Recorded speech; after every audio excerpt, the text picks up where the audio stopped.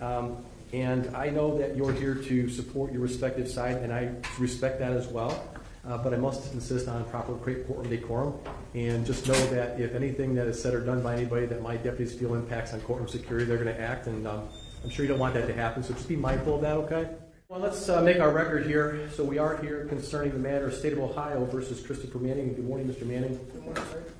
Mr. Manning is present in court this morning with his attorneys, Mr. Thomas Shaughnessy, Mr. Charles Morgan. Good morning to you both, gentlemen. Good morning, Your Honor. Good morning, Your Honor. Mr. Schnatter is present on behalf of the government. Good morning, Mr. Schnatter. Good morning, Your Honor. And your detective with you, sir? I'm sorry.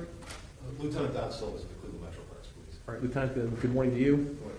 We are here for sentencing in our case 703809, where on a prior date and time, Mr. Manning entered a guilty plea to an amended count 1, which is now a charge of involuntary manslaughter as a felony of the 3rd degree with a 3-year firearm specification. Pled guilty to count 4, that was amended to delete the firearm specifications. It's a charge of felonious assault as a felony of the 2nd degree. And then to count 6, as well amended by the deletion of the 1-year firearm specification. It remains a charge of attempted murder as a felony of the 1st degree with a 3-year firearm specification that will include some Reagan-Tokes implications. There was an agreed recommended sentence of 25 to 32 years. And I believe that you went over this form with your lawyers, but I want to go over it with you. I want to advise you that because you have been convicted of or pleaded guilty to a qualifying violent offender offense as defined in ORC 2903.41, you are required to enroll in person with the sheriff of the county in which you establish residency within 10 days of coming into that county, or if occupying a dwelling for more than 3 days in the county. You're required to provide the sheriff with certain information, including your social security number, full name, and any aliases you use, your residence address, information regarding the offense of which you were convicted or pleaded guilty, a description of any scars, tattoos, or other distinguishing marks on your person, the name and address of any place where you are employed or attend school, any driver's license number or commercial driver's license number or state identification number issued to you, the license plate number of each vehicle owned or operated by you or registered in your name. The vehicle identification number and a description of the vehicle must also be provided to the sheriff. You are required to provide the sheriff fingerprint and palm prints. The sheriff will also obtain a photograph of you at the time of your enrollment. After the date of initial enrollment, you are required to enroll annually. You must update and or amend any of the information described above that has changed and provide any additional information requested at the county sheriff's office. If you change your residence address, you shall provide a written notice of that change to the sheriff with whom you most recently registered and to the sheriff in the county in which you intend to reside. You are required to comply with all of the above described requirements for a period of 10 years upon your release unless your sentencing court determines otherwise. Because your current address was in Cuyahoga County, you'll be required to register with the Cuyahoga County Sheriff's Office upon your release. Failure to enroll or failure to verify residence at the specified times will result in criminal prosecution. Paragraph 9, Mr. Manning, really is for you, and it reads, I acknowledge that the above requirements have been explained to me. I understand the requirements that I must abide by all the provisions of the Ohio Revised Code, chapter section 2903.41 through 2903.44. So, Mr. Manning, there is a line on here where it says defendant's signature. And is that in fact your signature on here, sir? Yes, sir, it is. All right, and I see that you put your date on there. So paragraph 10 is for me, and it reads, I certify that I've specifically informed the offender of their duties as set forth above, and you've indicated an understanding of those duties. Do you have any questions for me about what your obligations are under this form? No, sir, I don't know. All right, then I will go ahead and execute this document as well. Prior to taking the bench, I did have the opportunity to review some letters in support of the victims in this matter, so thank you if you're here to whomever provided me with those letters. I also reviewed a psychological report that was provided by defense, so thank you for that. We did not have the benefit of a pre-sentence investigative report prepared. There's minimal information that I have in my file, and normally I'd hear from defense first, but Mr. Schnatter, if you would be kind enough to begin by giving me sort of what you might consider to be a thumbnail sketch of what the evidence might have been presented as this matter proceeded to trial, and then I'll move to defense for their comments, back to the state for anybody that you'd like, or to your arguments, or who you'd like to hear me from on their behalf. I should also acknowledge that there's an agreed recommended sentence between 25 and 32 years. So, Mr. Schneider? Thank you, Your Honor. It would have shown at trial is in the early morning hours of July 3rd, there were really three cousins who were together at Euclid Beach: Laquan Davis, Kershawn Graham, and Jarvis Perry. They're just there hanging out. I don't believe they'd seen each other in a while. They're approached by Mr. Manning in somewhat of a confrontational way, and there are verbal exchanges occur. So he's not part of the group? He's not. He lives close, in apartments close to the Euclid Beach area, as Laquan Davis does. So there's this exchange between Mr. Manning and the three cousins. Laquan Davis leaves, and everything sort of breaks up and cools off. Laquan Davis goes to his house. About 20 minutes later, he indicates he received a phone call indicating that Jarvis had been shot. According to witnesses, they hear the verbal altercation. They hear the gunshots. Kershawn, who survives, he is shot in the leg and survives, reports that Manning reapproached them and simply pulled a firearm from, he was wearing a backpack, and at which point he ended up shooting Jarvis and Kershawn in his leg. Kershawn survived. He tried to make it back to Laquan Davis's apartment, but the injuries were too severe. He called his mom, who picked him up and drove him to the hospital. Unfortunately, Jarvis did not survive the gunshots he sustained. The subsequent investigation into the case, some of the people at the beach that night reported seeing Mr. Manning, described the clothing he was wearing, how his behavior was. Some of them opined that he appeared to be suffering from some kind of mental health issues, just his behavior, how he was talking to himself, things of that nature. Eventually, they were able to identify Mr. Manning primarily through the assistance of video and finding out where he lived.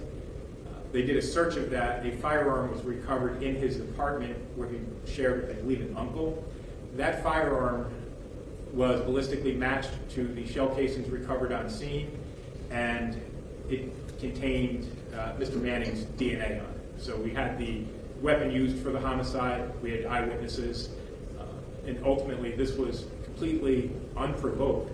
There was no indication that either Mr. Perryman, Graham, or Davis in any way incited Mr. Manning. All of the indication was Mr. Manning was being aggressive with them from the very beginning. Nothing that we're going to say here is meant to demean the seriousness of what happened here. These events are obviously tragic, and they devastate multiple families in our community. But it is necessary to talk a little bit about Chris today. Judge, you have to fashion an appropriate sentence. And again, nothing is meant to demean the seriousness, to give a legal justification, as Chris has accepted responsibility and pled guilty to the agreed recommended 25 to 32 years. But Judge, a little bit about Chris. He has no prior criminal record. He has been in the county jail now since last July. We did provide the court with the letter from Dr. Wood. And Judge, I won't go into too much details. I know especially this court reviews everything in front of you. So I won't go word for word what the doctor said, but I do think that it's very important all the information is contained in there. The big thing I want to touch on in that letter is the difference in Chris's mental health from when he was arrested to today. When he's taking his medication, Judge, obviously his decision-making is completely different. And we've had a lot of conversations with Mr. Manning about that, about the necessary steps he has to take to be successful in his life after his prison sentence. Judge, I think when you hear from Chris, he's going to tell you how important that is to him, how much he's learned in the past year, how much he regrets all the things that happened that brought him here. And I truly believe that we wouldn't be here if he knew all that last year. Briefly, Judge, about the sentence. If the court were to impose the minimum 25-year sentence, which is what we are asking for, I want you to consider that there's a possibility of Reagan Tokes, 5.5 years. Consider the possibility of post-release control, 5 years. So then what we're talking about is 35.5 years of some supervision over Chris. So Judge, I would make Mr. Manning 60 years old at the earliest that he could be released from supervision. And Judge, I think that's important for the court to consider, based with his prior record, absolutely nothing, based with the clear mental health that he was suffering from when these incidents occurred, and from his acceptance of responsibility by pleading guilty. So Judge, based on all that, we'd ask that the court impose the 25%. Would you be kind of just put your microphone out? Yeah,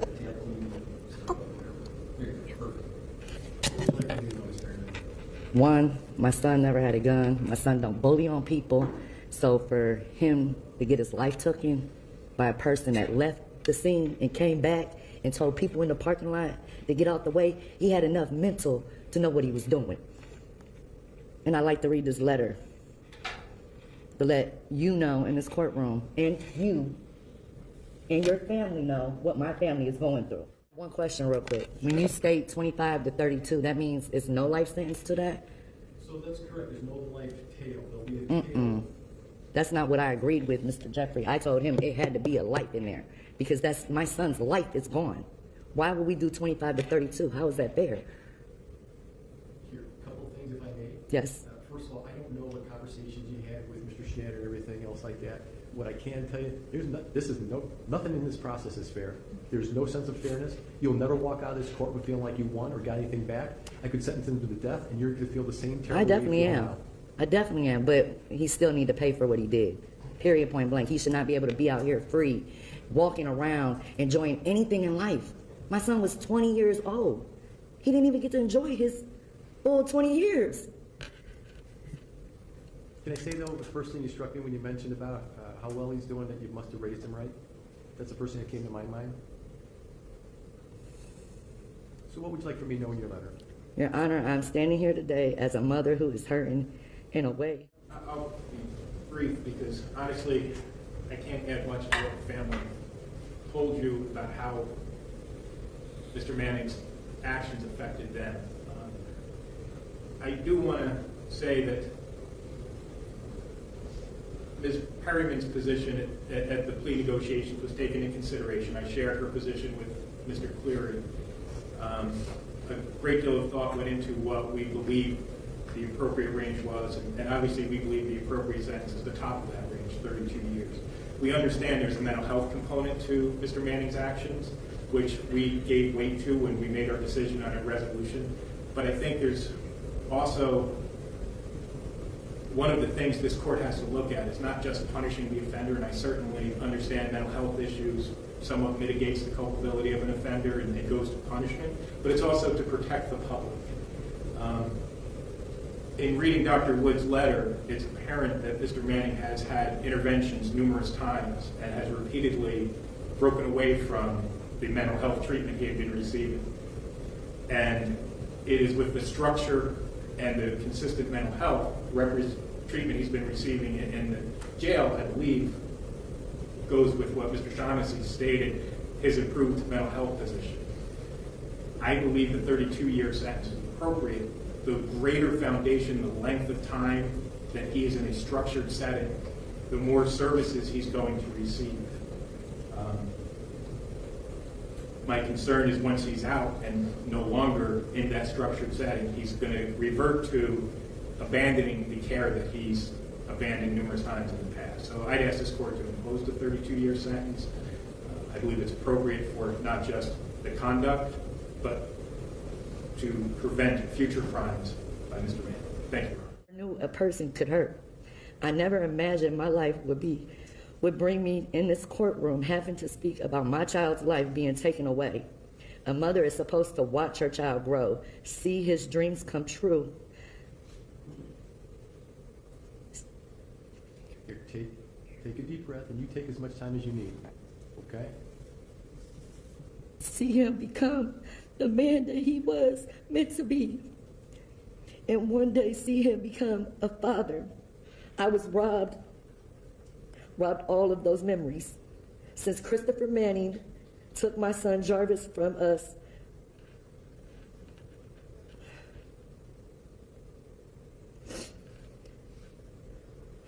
my family has been living with a pain that never goes away. Every day I wake up and I have to face the reality that my baby is gone.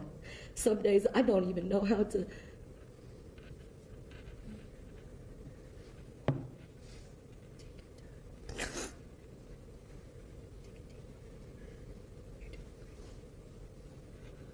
Some days I don't know how I'm supposed to keep going.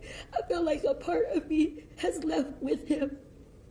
I would give anything for just one more day with my son, one more hug, one more hearing his voice, one more FaceTime call while I'm at work, one more laugh, one more moment where I can look at him and tell him how much I love him.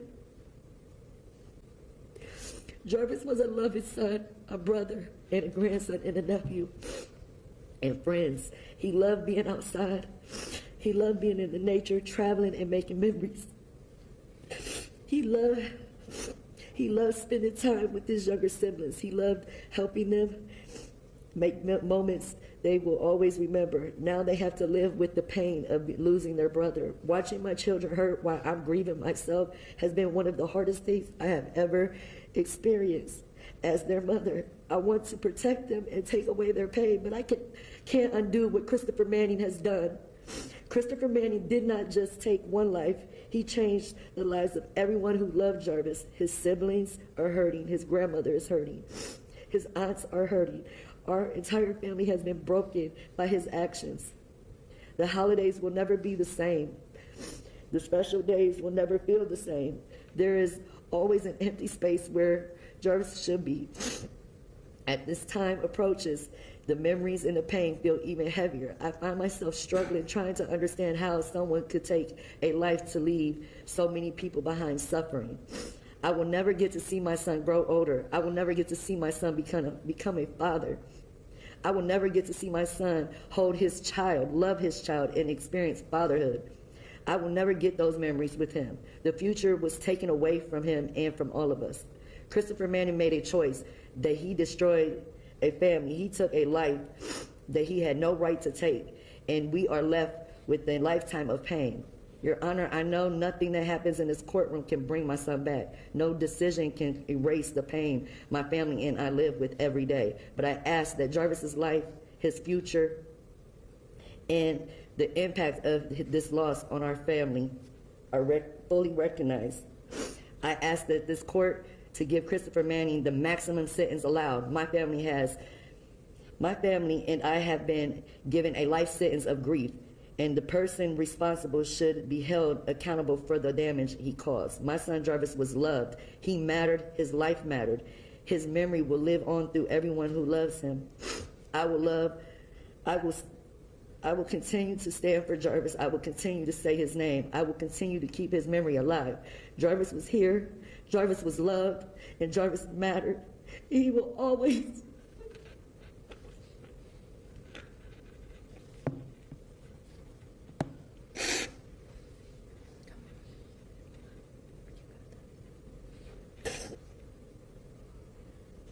He will never be forgotten. I will miss my baby for the rest of my life. Forever, Jarvis's mother.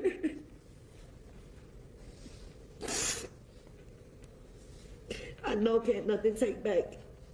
No life sentence, but at the end of the day, it's not fair. It is not fair that me and my family have to live like this because of his poor choices. Manning, is there anything you'd like for me to know on your own behalf? As they speak about my mental health, I feel like at this moment, with me being on the field that I take, which I just got received, everything is looking good on my end. Meaning cooperating, applying to the rules and doing things that others might say I do, I'm not doing. But I just want to say sorry to the family. Say sorry. It really wasn't how they saying, but I'm speaking to the judge. Though. It really wasn't that way that they saying it is. It wasn't. It wasn't. But I'm gonna leave it short, sweet, and simple. I'm just feeling better mind state wise. If I could have did something different that night, I would have did it. But I'm telling you, it was a tragedy, and for both sides, not just one. So I'm not just a monster, and I'll just leave it at that and say thank you for listening. It inquires to how things are different, because at the end of the day, it really doesn't matter. You got a dead child out there. That chased me through the park. 3, not just one. One second left, he didn't leave. 3 of them had, and they had a gun, and they shot at him too. How? He didn't have a gun. All right. Where was the gun? All right. A couple of things to say before I announce my sentence, which is that I do acknowledge the fact that you have some mental health issues, and that is an issue in our society. Quite frankly, I'm certain that you received some consideration for that condition.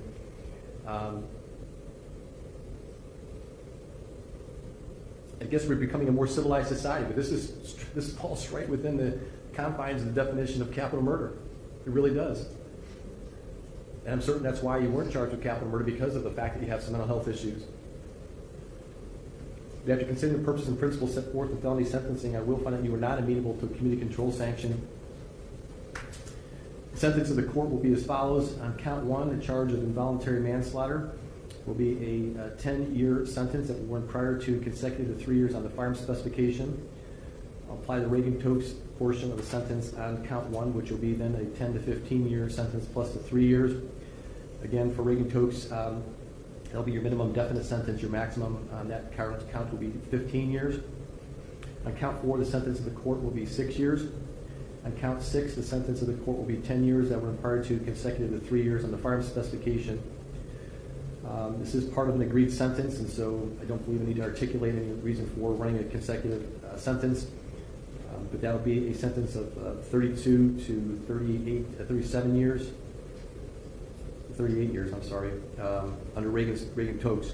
You'll be given credit for time served. You'll be subject to PRC upon your release. This will be for a minimum of 2 and a maximum of 5.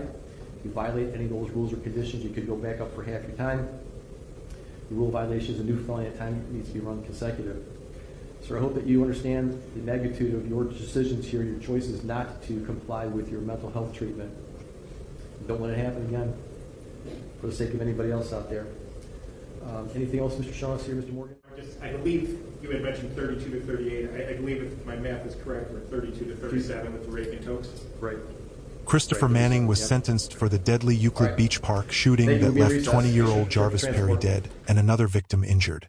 During the emotional hearing, family members described the lasting pain caused by the tragedy, while the defense cited Manning's mental health struggles and lack of a prior criminal record. After hearing from both sides, the judge imposed a sentence of 32 to 37 years in prison, calling the crime extremely serious and stressing the importance of mental health treatment.